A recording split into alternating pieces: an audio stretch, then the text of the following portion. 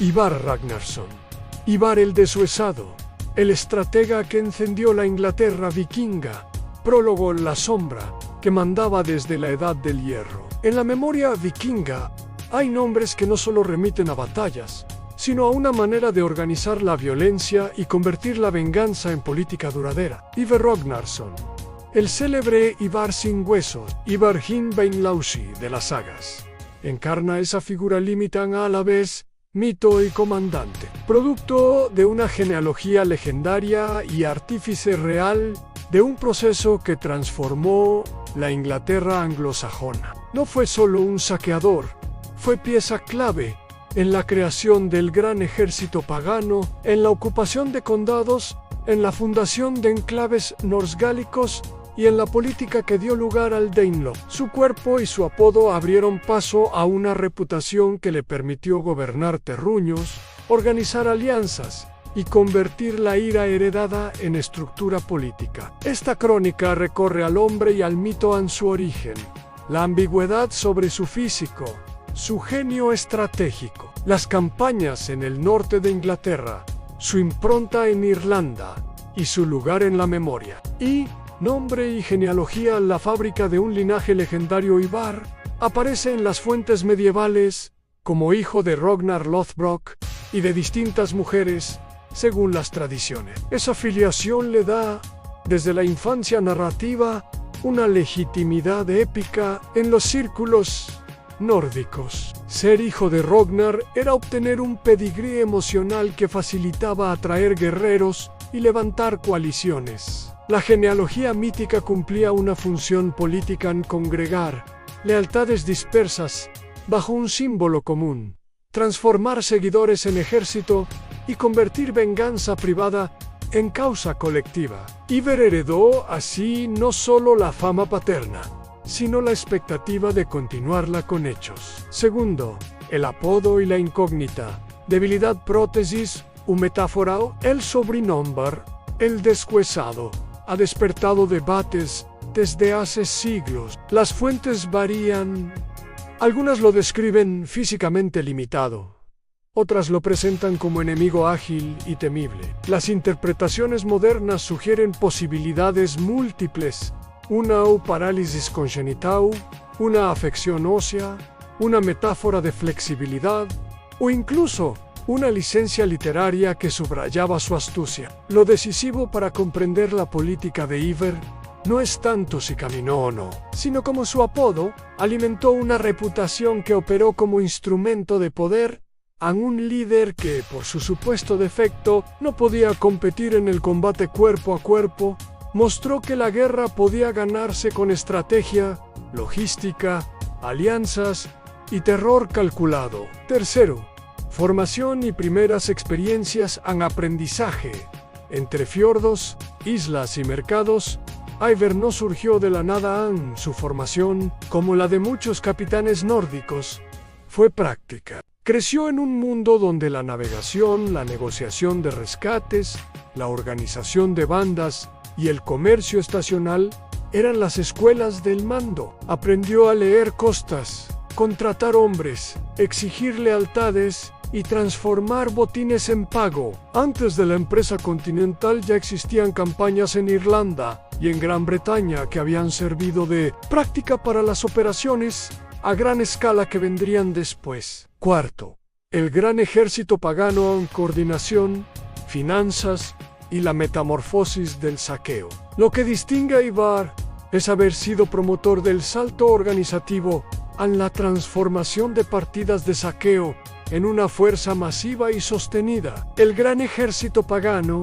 movilizado desde Escandinavia y reforzado por contingentes en las islas, no fue solo un conjunto de barcos, fue una maquinaria logística en suministro de hombre, alimentación, contratos de lealtad, reparto de botines y políticas de asentamiento. Ivar, junto a medios hermanos y jefes asociados, coordinó esa concentración, convenció a guerreros con promesas de tierras y botín, y utilizó la propia memoria de Ragnar para legitimar la empresa. El resultado, por primera vez, la ofensiva vikinga en Inglaterra tenía perspectiva territorial, no solo extractiva.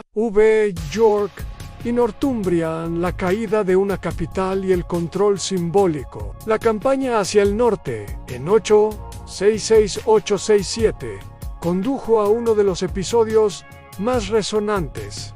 La toma de Yorktown, la caída de la ciudad, centro económico y simbólico de Northumbria, no fue solo militar, fue golpe de efecto político. Con York en sus manos, los vikingos controlaron rutas interiores, mercados y una plaza desde la que negociar. Ivar y sus compañeros pusieron en práctica una política de poder local al imponer reyes clientes, cobrar tributos y usar la ciudad como centro de extracción y de legitimación. La captura de York significó además la conversión de la presencia nórdica en una realidad que los reyes anglosajones ya debían pactar o enfrentar. Sexto, la venganza y la leyenda. El suplemento narrativo y la práctica política. Las sagas cuentan que Ivar vengó la muerte de su padre, persiguiendo a ya de Northumbria y aplicándole una muerte atroz. La anécdota alimentó la narrativa vikinga de revancha históricamente. La ejecución de ya se ocurrió de Samainer no es solo un acto de crueldad, es política escenificada. La venganza como legitimación y como intimidación colectiva. Más allá de la posible espectacularidad, Ivar supo transformar el ajuste sangriento en mensaje. En gobernar por la fama, tenía efectos prácticos en la obediencia y en la disposición de otras élites a someterse o a negociar. Séptimo, estratega y gobernante tácticas, diplomacia y la administración del botín. Ivar no fue un mero azote, supo alternar asedios con marchas relámpago, negociaciones con terror público, repartos de tierras con política de recomposición de élites locales, organizó gobiernos provisionales, colocó reyes títeres y articuló redes de apoyo entre jefes nórdicos y magnates locales. En ese sentido, su fuerza no residía únicamente en la espada, sino en la capacidad administrativa de transformar victorias en instituciones temporales, en la creación de ámbitos donde la imposición se convertía en regla. Esa habilidad explica por qué la presencia vikinga llegó a sostenerse en la parte oriental de Inglaterra por décadas. Octavo, huellas en Irlanda. Poder Norse, Galaco y la dinastía Imaer. Las campañas vikingas no se limitaron a Inglaterra. En Irlanda, Ivar y sus hermanos contribuyeron a la política que consolidó enclaves urbanos como Dublín bajo liderazgo nórdico. Allí la interacción con las élites gaélicas generó dinastías mixtas eorce-gálicas que perduraron generaciones. Ivar es figura importante en esa genealogía de poder. Su intervención no fue meramente militar, sino fundacional, en un sentido institucional. Las ciudades costeras vikingas en Irlanda se convirtieron en nodos comerciales, fiscales y culturales que articularon el Atlántico Norte con el interior céltico. La huella política que dejó en Irlanda sobrevivió a los ciclos de violencia y se transformó en legado urbano. Noveno, la vejez y la muerte, variantes de un final incierto. Las fuentes divergen sobre la última parte de la vida de Ivar. Algunas tradiciones hablan de su muerte en la isla de Man o en Irlanda.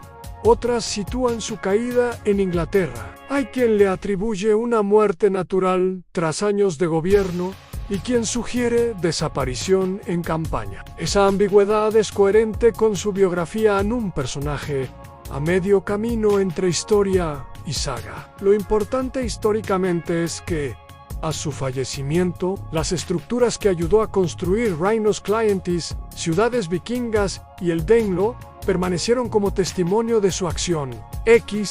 Interpretación histórica entre estrategia y mito. Valorar a Ivar exige separar dos planos. Por un lado, el mito que su apodo alimentó y que funcionó como herramienta política. Por otro, la lectura de su obra como arquitecto de poder. Fue innovador en la organización del ejército, sagaz en la diplomacia de botín y efectivo en la gestión de territorios conquistados. La potencial discapacidad que las fuentes mencionan no disminuye su liderazgo, al contrario, hizo que su modo de mandado se apoyara en inteligencia, práctica administrativa y construcción de coaliciones. Iver representa la idea de que un cuerpo limitado puede compensarse con instituciones y estrategias superiores. Epílogo: lecciones de una venganza que se volvió Estado. La figura de Ivar enseña una lección política nítida. La violencia sostenida puede transformarse en proyecto institucional cuando se la organiza como empresa administrativa. El gran ejército pagano, bajo su impulso, demostró que la guerra podía dejar de ser actor aislado para convertirse en integrador de poblaciones, ordenador de economías y creador de reinos. Su plazo no fue eterno, pero sí lo bastante duradero como para alterar mapas, leyes y memoria. Iver nos recuerda que la eficacia estratégica es la política más antigua en Ghana, quien combina fuerza con gestión. Legado político y cultural. Ivar Ragnarsson dejó una sombra larga. Contribuyó a la formación del Danelaw en Inglaterra, a la consolidación de centros urbanos vikingos en Irlanda y a la existencia de dinastías norsegálicas que perdurarían. Culturalmente, su figura alimentó sagas, crónicas y la imaginería de la venganza y del mando carismático. Politicamente, su obra muestra cómo la guerra, administrada continuo, produce estados temporales que reconfiguran sociedades. En el balance, su huella es ambivalente en creador de instituciones y partícipe de violencia, artífice de urbanidad en el Atlántico Norte y símbolo de un tiempo en el que la Europa occidental aprendió a convivir con la presencia nórdica. Cierre final en El hombre sin huesos que hizo temblar reinos. Ivar el Deshuesado fue más que una extravagancia onomástica, fue un estratega que transformó la venganza en política y la expoliación en administración. Su apodo, sea metáfora, diagnóstico o recurso literario, le permitió cultivar una imagen que, unida a su capacidad organizativa, produjo resultados duraderos. Murió en la penumbra de fuentes contradictorias, pero su acción no en ciudades, leyes y relatos conservan su marca. Al final, Ivar enseñó que la guerra organizada puede fundar poder y que la memoria, cuando se convierta en genealogía, es arma de legitimidad. Así concluye la crónica de Ivar Ragnarsson, Ivar el Deshuesado, el estratega que encendió la Inglaterra vikinga. Si te ha gustado este video, no olvides darle like y suscribirte al canal para más contenido fascinante. Hasta la próxima.